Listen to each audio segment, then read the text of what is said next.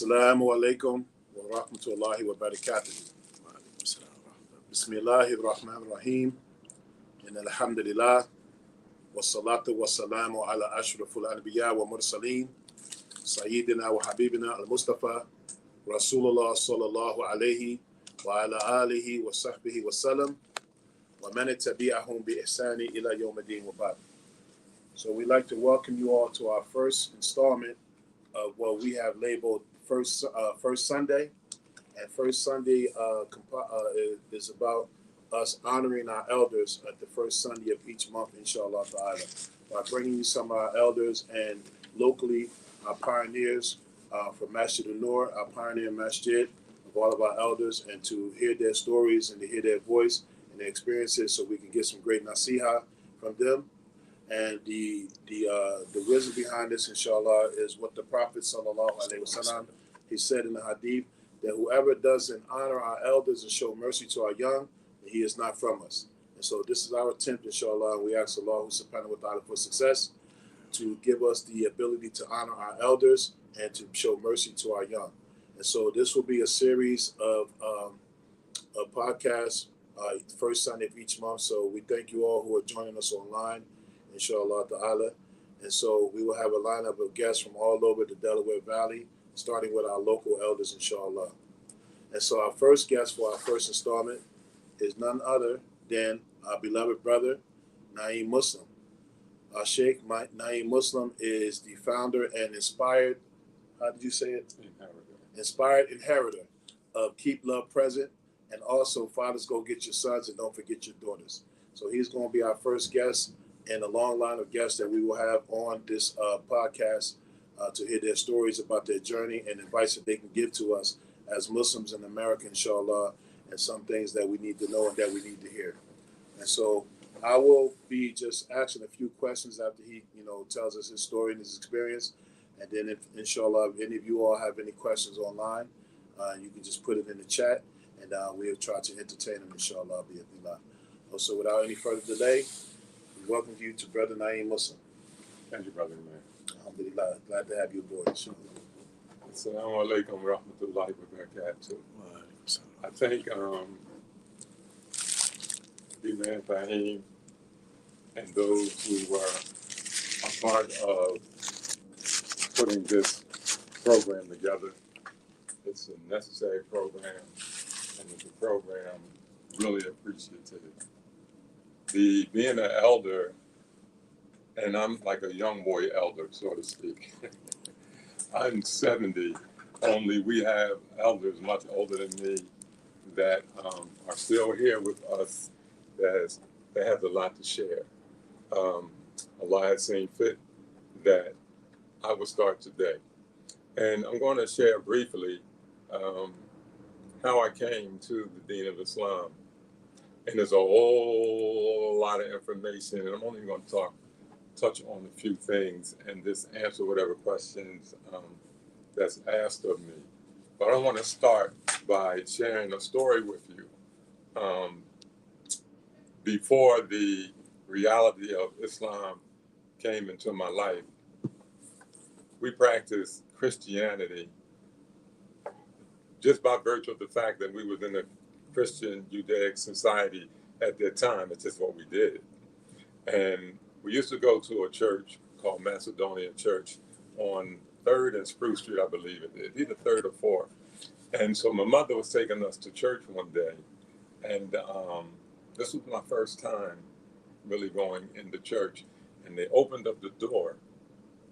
And it was a big wall with a big cross and an image of Jesus on the cross. I stopped at the step and I pushed back and I said to my mom, I'm not going in there. She said, why are you not going in there? I said, because something's wrong with that. Now, I'm a young man. I don't even remember the age, but I was a very young man. I wasn't no teenager, I was a young man.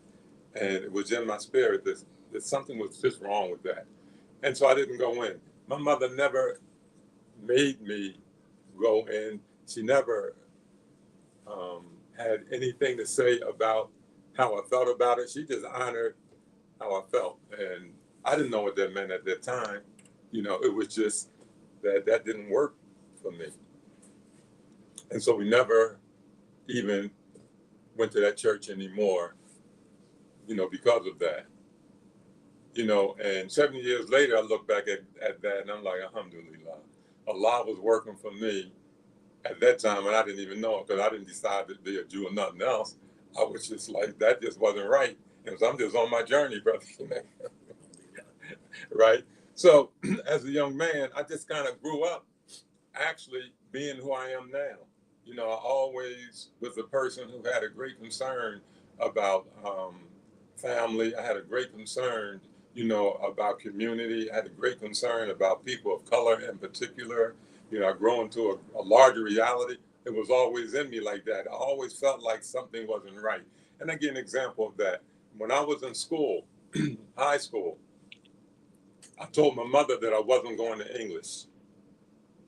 And she said, well, why are you not going to English? And I said, something wrong with that. I kept finding something wrong, right? There's something wrong with that language. I mean, when you're speaking that language, it's just not right. You know, people saying one thing and they're doing something else. And I didn't know nothing about integrity and being your word. It's just that language wasn't right. Well, you know, my mom didn't go for that, you know, so she made me go to school. But you know what I did? I got a good grade the first period. And then the second marking period, I got a fair grade, and I didn't go no more. And I came out of school, you know, just having the problem. These things that I'm saying, they small, only they significant because whatever was operating in me at the time, this just didn't work for me, you know? And so, you know, that's kind of how I grew up. You know, things wasn't working with me. I'm growing up in a reality here in Camden. I've been here 70 years outside of school and the military. Only I've been here 70 years. And I remember when Camden was it was really a self-sufficient city. You know, you had every fair, you had businesses everywhere. A lot of great things was going on in the community. So we kind of grew up that way. I wasn't comfortable with that. As a young man, I was like, well, you know what? Only our conditions, though, our conditions, it's not better. It just looks like that. I've always been like uneasy with the reality that I grew up in because Allah just at an early age put on my heart that there's something not working. You know, family wasn't right, community wasn't right. It just wasn't working. And I've always been that person. And most of my life growing up like that, I've been alone. I've been alone. And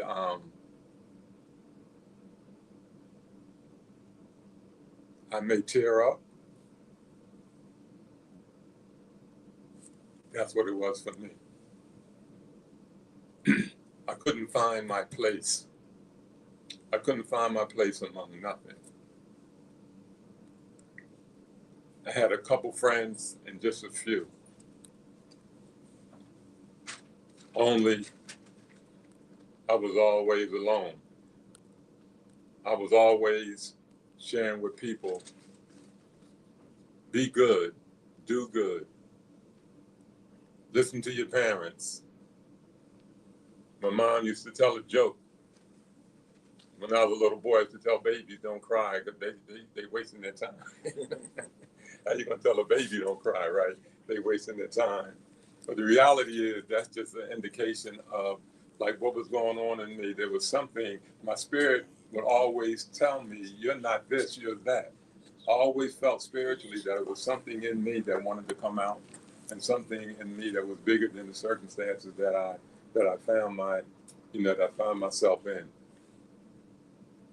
Well, we did have a fair community involvement. We had fun growing up. We did things, only it was a cloud for me. Why I'm showing up like this?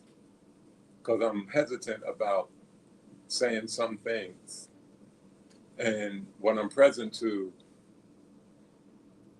in the way that I grew up is that I never trusted nobody with what what I really thought and what I really felt.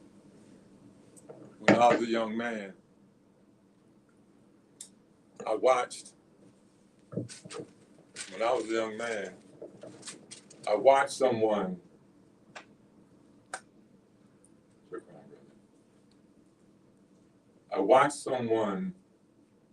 what I found out later, burn up a baby in a 50-gallon drum.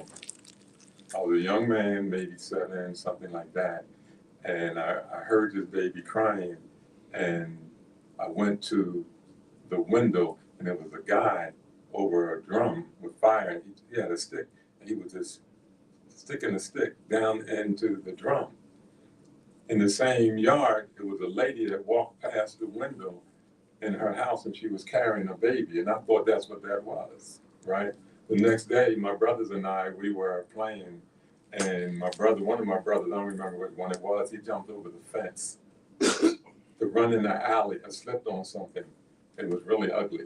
So he called me, and he said, Bobby, then, right? Look at this. And I looked at it, didn't look right. I called my father, and so my father came out, and he looked at what that was, and he called the police, found out it was a burnt up baby.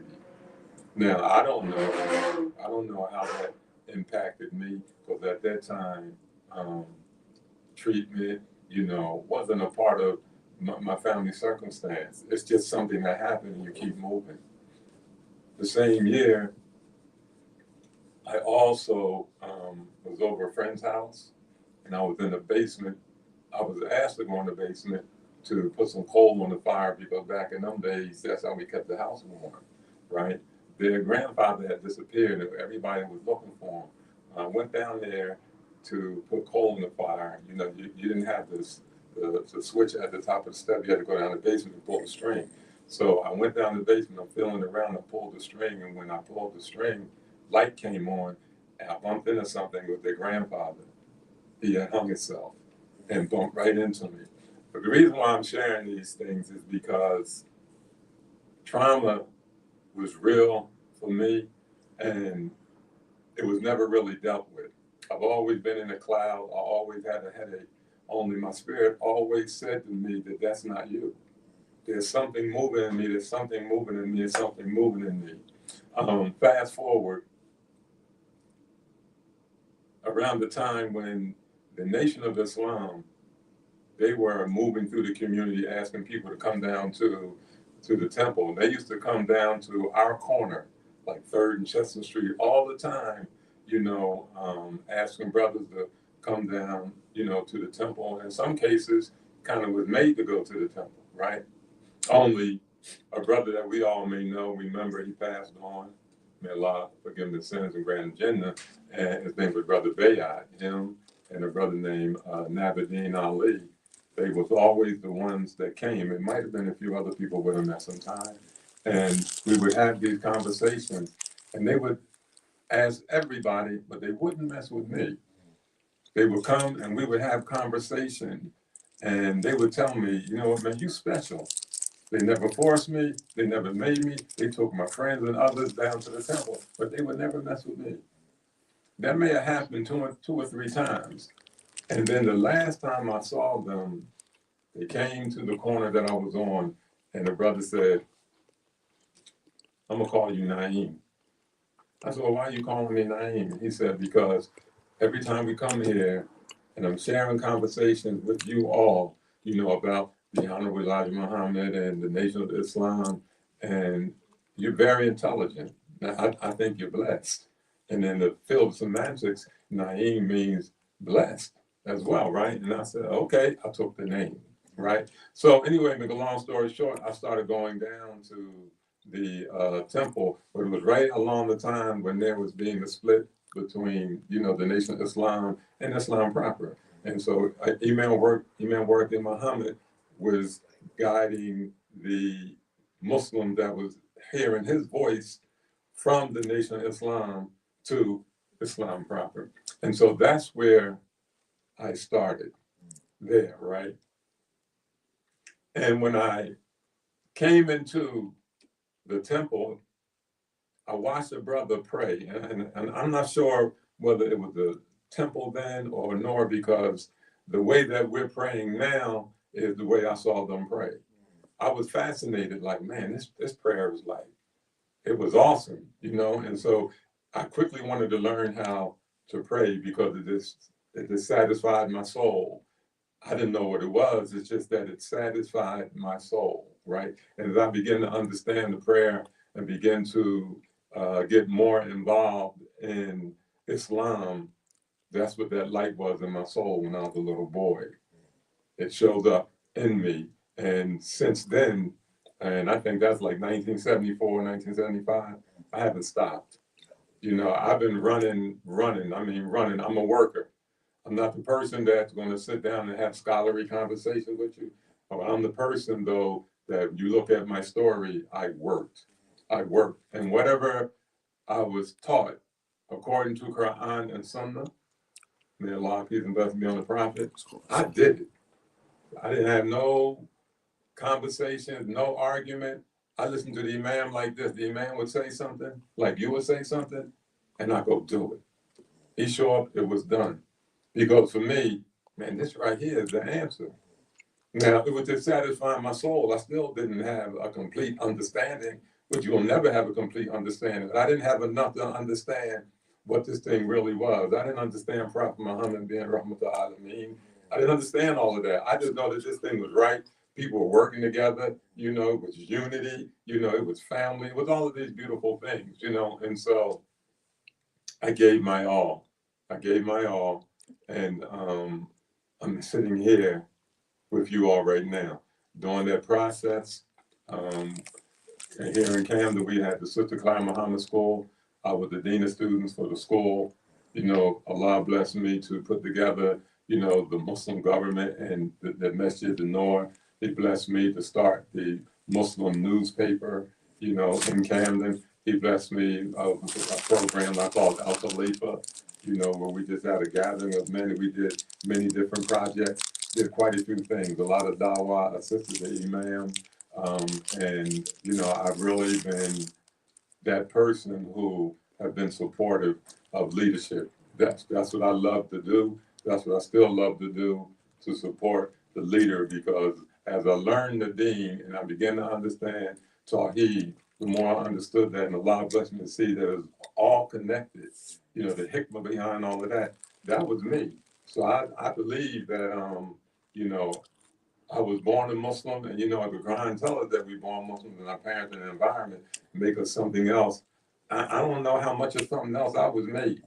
You know, I just feel like, man, I came in this being, you know, coming through my mother's womb. I just had to arrive at it because I didn't have to fight to be free from anything. I just had to learn the deen, and my battle was my own nafs, dealing with my own conditioning.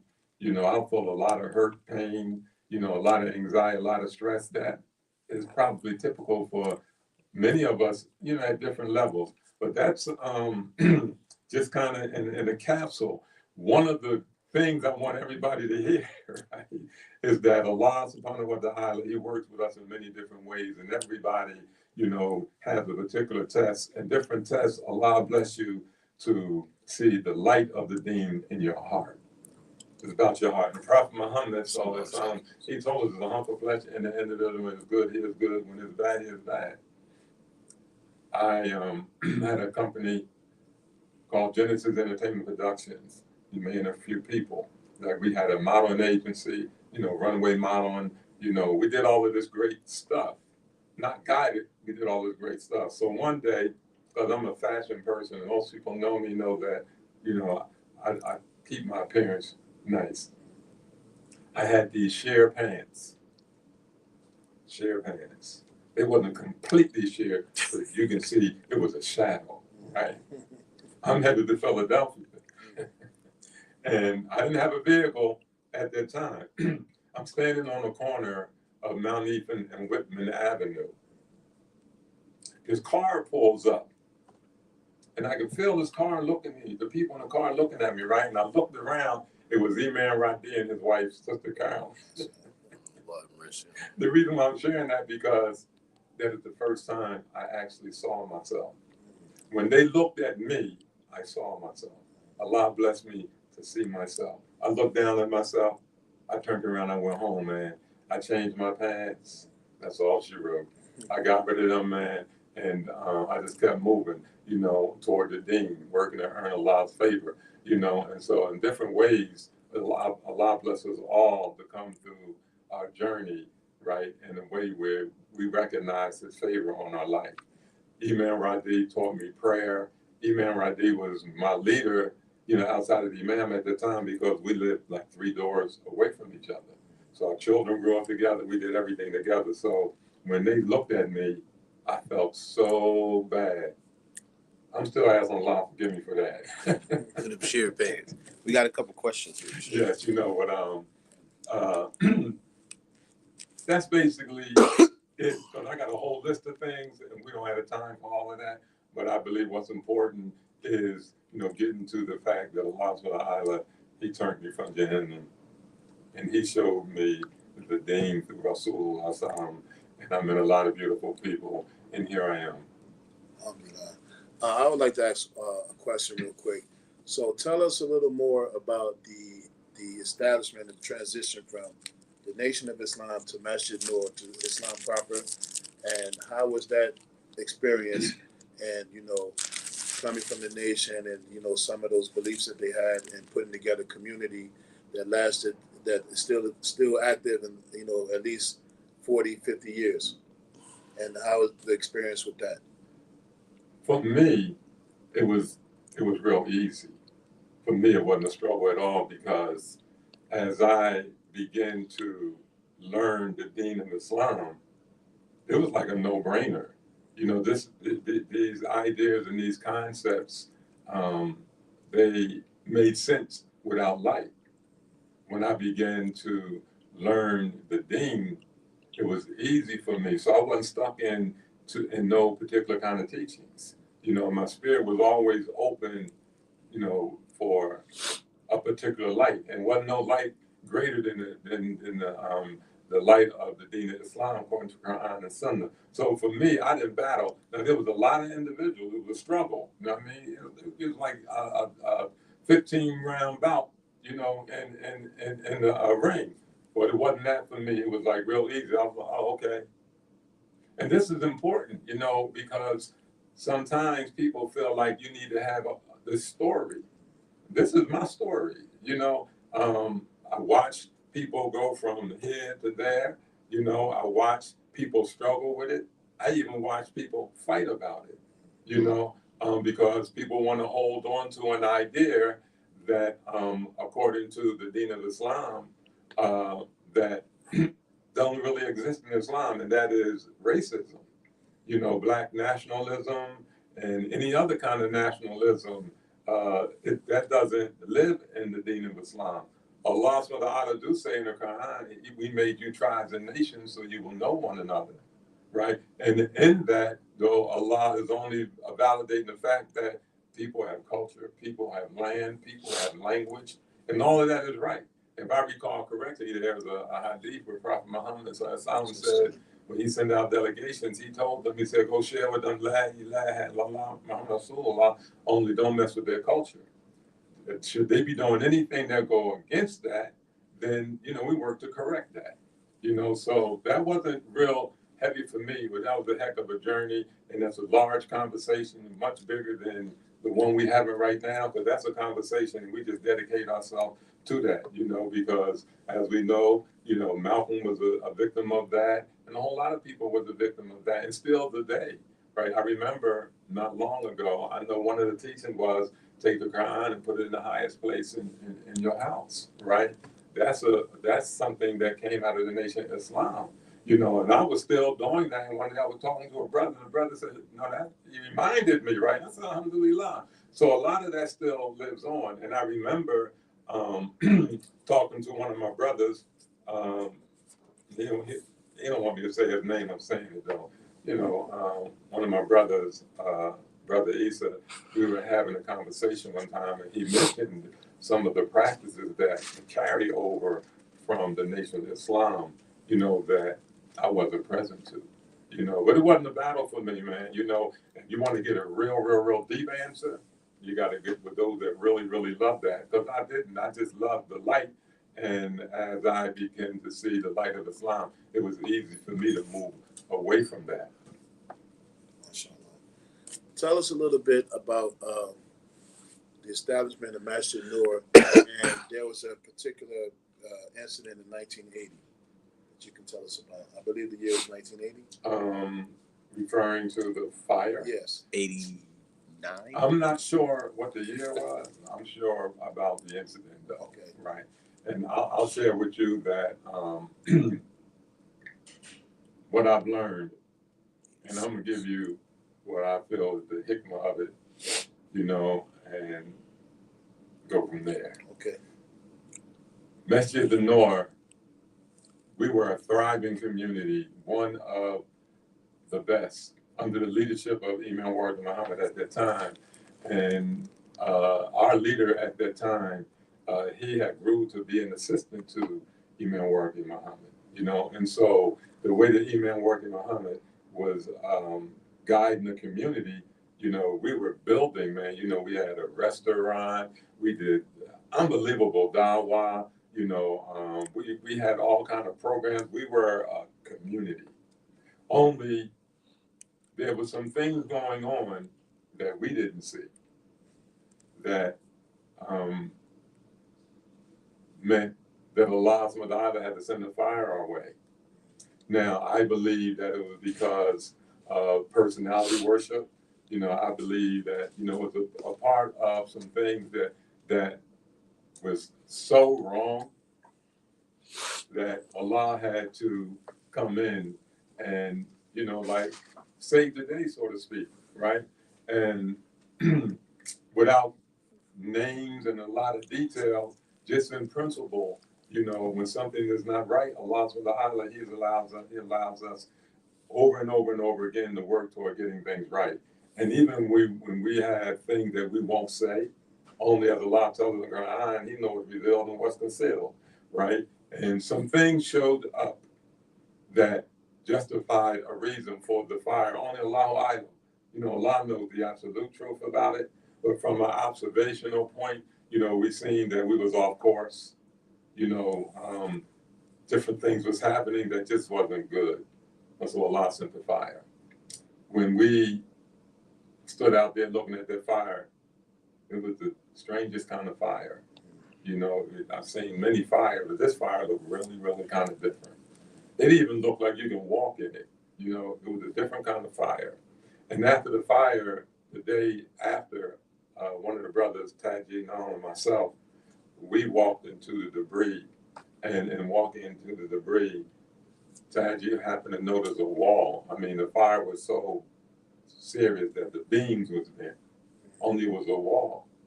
And on the wall, I don't know whether or not you can see this, excuse me, on the wall, the 99 attributes did not burn.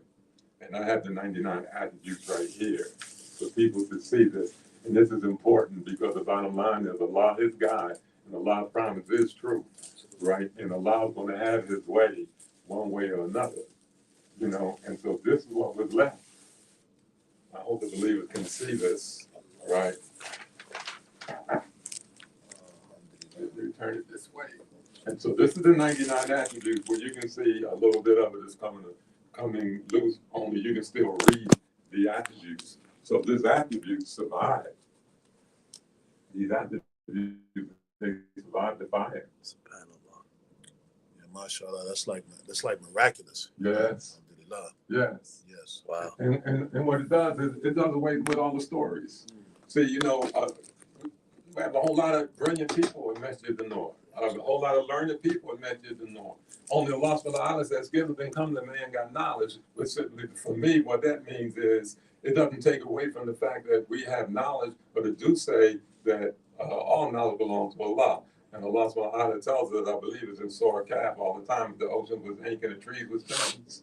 Multiply by 7 more oceans alike, you're not going to exhaust this thing. So while we may be, you know, learning the deen and we may be practicing the deen the best that we can, there's some things that Allah see that we don't see, you know, and He will send a sign some kind of way to bring us closer to Him. So I believe that was case. Also, while we were standing there talking, Allah turned my head toward a little pile of debris, and I seen a little lip, which was this, a little lip.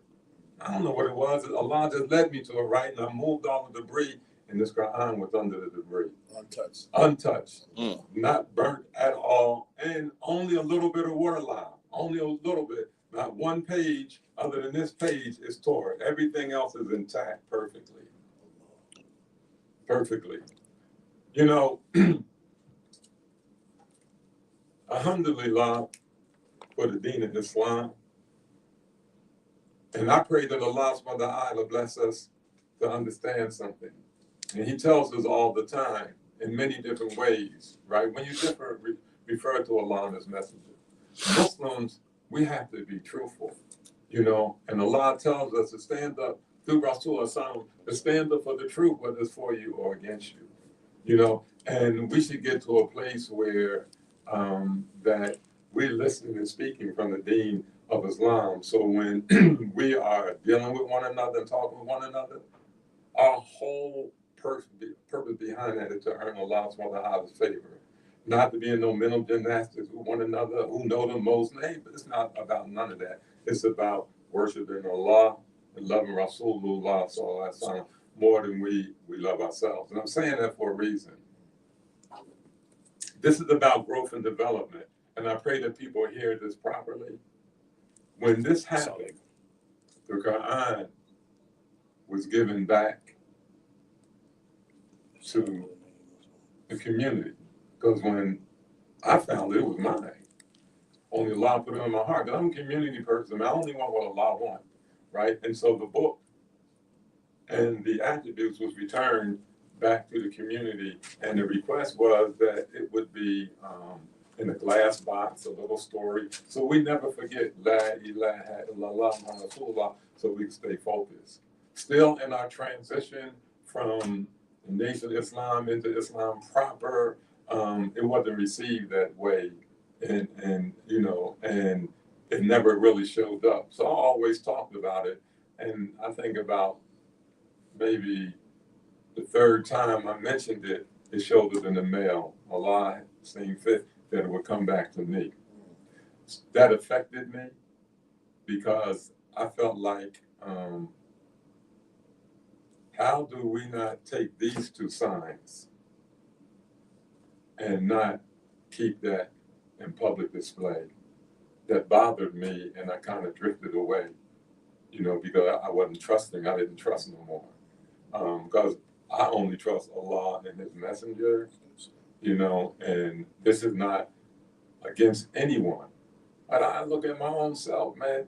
I'm like 70. I'm a good dude. Always been a good dude, but a messed up dude too. You know what I mean? Messed up. And the only thing that blessed me is Quran and Sunnah. The Sunnah Prophet myself. So doing the work on myself, I look at myself. You know, I'm not looking at other people. I'm looking at what I had to grow through to get to where I'm at. That just wasn't an easy journey. So, you know, there's always, that was a devastating impact to have a fire and everything destroyed. And in your words, how would you say the community recovered, and how did they advance afterwards? Like what kind of challenges did you all face? Yeah, it's a beautiful question because, excuse me, during the whole journey, Allah was always present. And while we were, you know, going through what we had to go through in order to keep the community together, Allah was working something out for us already, you know. And so we had a halal house, and the halal house became the central location for the community. We collaborated with the Girls' Y, which is no longer there. We was able to have the Jummah, you know, and we just continued to work together through the halal house and the Jummah. One of the beautiful things, though, that happened is in that process, during the halal house, across the street, there was a plumbing company called Spars, owned by Jews. I'm at the halal house most of the time. Our brother Tahir Sabir, and make dua for brother Tahir Sabir, you all, because he's in a coma right now. him, myself, and another gentleman named Kareem, we took on the halal food part of the journey. And so I would make food. And the owner, which was a female, she would come over to the halal house all the time, and I would make her food. And so we started having a conversation about the difference between halal and kosher. And as I was sharing things with her, she said to me, she said, "How do you know so much about kosher?" And I said to her that my mom, What happened? Is somebody upstairs? Yes, the video not on. Okay, can you hear the sound?